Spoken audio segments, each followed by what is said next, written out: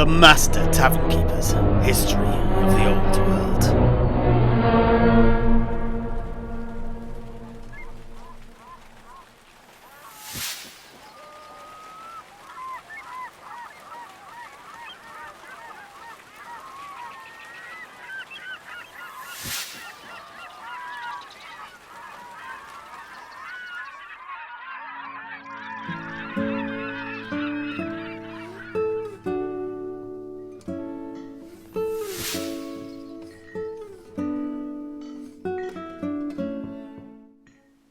And so it was that the two dwarf slayers slew the greater Jabberwock they had encountered and returned to the long march towards the swirling column of scavengers that had converged over something in the distance. Oh, yeah, the body of the great dragon Skaladrak. So Snorri Stonebreaker believed. Och, so you're hinting that he was wrong in his belief? No, that's not what I'm saying at all. Actually, I was trying to build up some dramatic tension, but that's fallen by the wayside, hasn't it? Fine. He was not wrong in his assumption. They were indeed heading to the body of Skaladrak. But before you get me to reveal and spoil the entire tale, I think we'd best get back to what Strolvarr actually told me in the order that he told me. The port of Skeggi, 1553.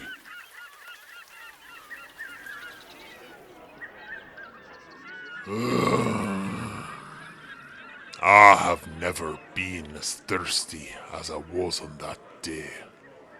Apart from the times that I'm waiting for you to finish pouring my drink, that is, manling. Are you done yet? All right. It's important to do these things properly. You don't want a tankard full of naught but froth, do you? I doubt it'd taste any worse.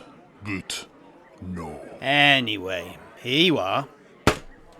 And here is your Bastiladon pie. Wait! Stop. Who made it? By the look of it, I'd say it's one of Goldbeard's. Yes, it is. Look at the mess he's made of the pie vents. What did he make them with? An axe. Do you not have one of yours? Oh, I'm flattered. Don't be. It's purely a matter of wanting to avoid being poisoned. Best to be careful. We've a saying about cooks of Goldbeard's caliber back in Karak-Kadrin. Grimnir may have provided the meat, but Nurgle provided the cook. A great phrase to employ if you want to provoke those dwarfs who take their religiosity just a bit too seriously. There's nothing worse than some crazed puritanical dwarf who'd grudge you simply for uttering the word dwarf and one of the names of the weakling dark gods in the same sentence. They deserve any slapping that they get. No doubt. Anyway, this one at the back is one of mine. Much obliged, manling. Once it, I'd better get back to my tale.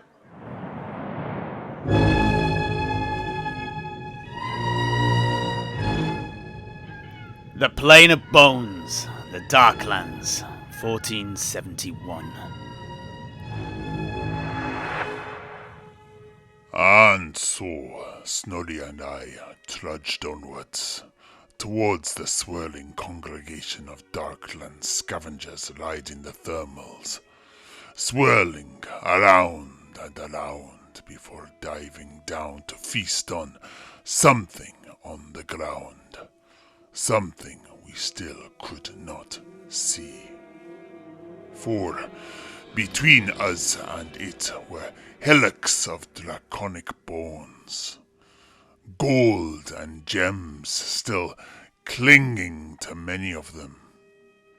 And before you ask, Manlin, I did surreptitiously pop some of the choicest of these in some of my pouches as I went.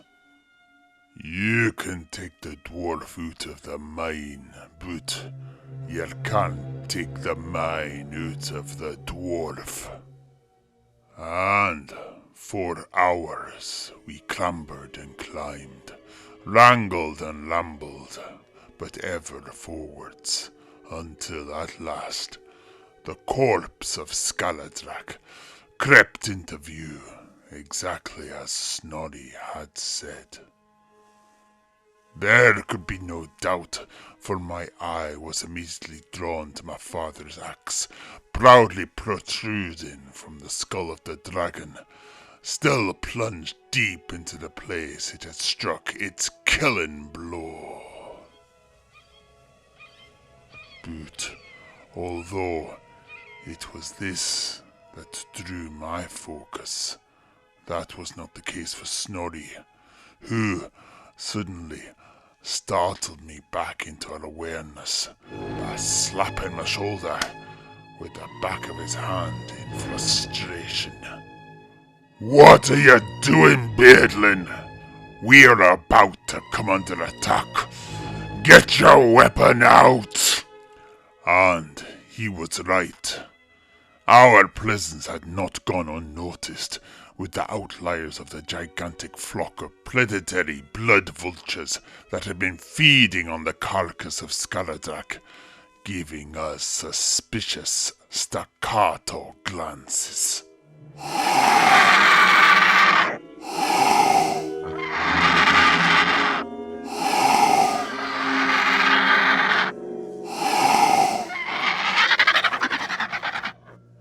These are not common blood vultures. Be wary, Beardlin. And he was right. The smallest vultures were halfling size, but the largest, including an alpha bird, judging by the way it pecked at the other birds who came near it, were as big as ogres.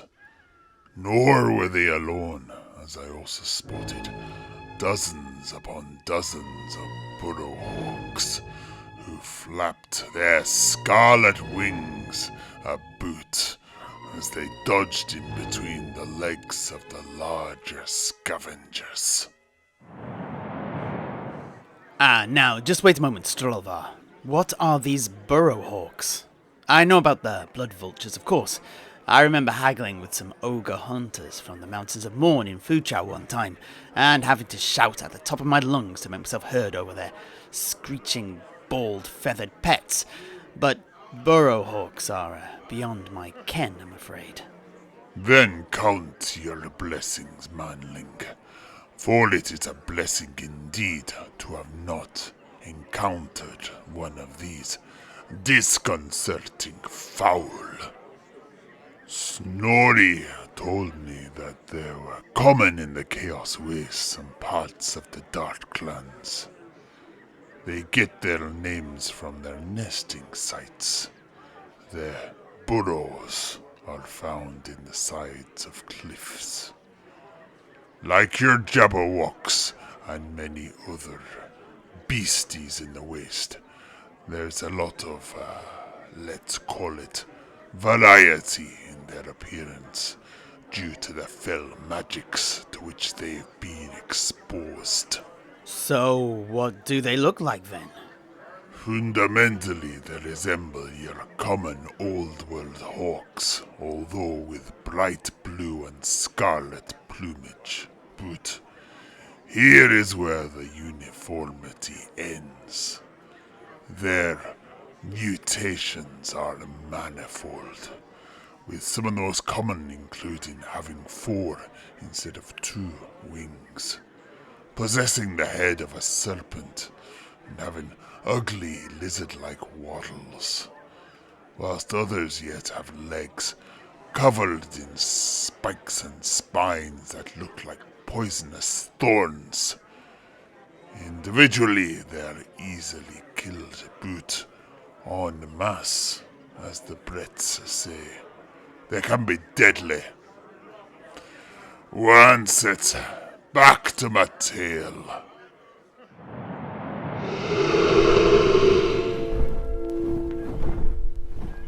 At our approach, the avian squabbling sounds that had accompanied the feast suddenly came to a halt as 100 sets of beady eyes, each belying a ruthless killer instinct, sharp and cruel and unsympathetic, regarded us with greedy eyes, and slowly and surely moved to tear us apart.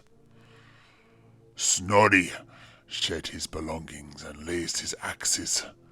For once, I too smoothly followed his example and held up my great axe at the ready.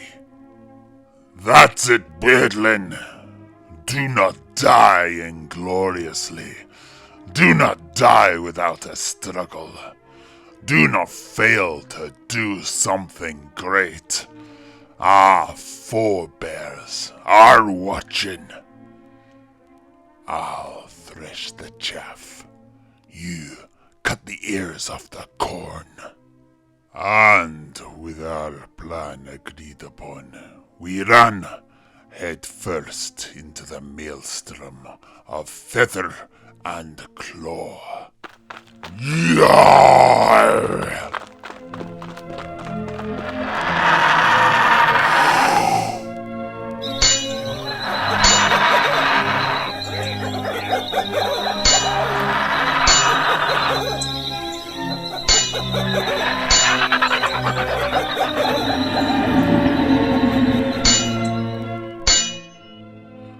Snorri's 2 axes beat down our beaked adversaries like a pair of buzzing, soaring wings themselves, cleaving left and right as if he was performing some ancient diluvian dance. But it was efficient, and the air was soon filled with gore and quill. As my mentor focused on the shrieking miasma of Burrow-hawks, I applied myself to the task of taking on the Blood Vultures. Each reared up as I approached, making itself large and presumably intimidating. Ha! It was laughable, and I hacked off their heads and wings like I was working the kitchen on one of Grungni's holy days. The carnage was such that it didn't take too long for the last of the Burrow-hawks to flee for their lives. I had felled about a half-dozen blood vultures by that point, but that still left about a dozen, and more importantly, it left the alpha vulture, and he was far from an easy mark.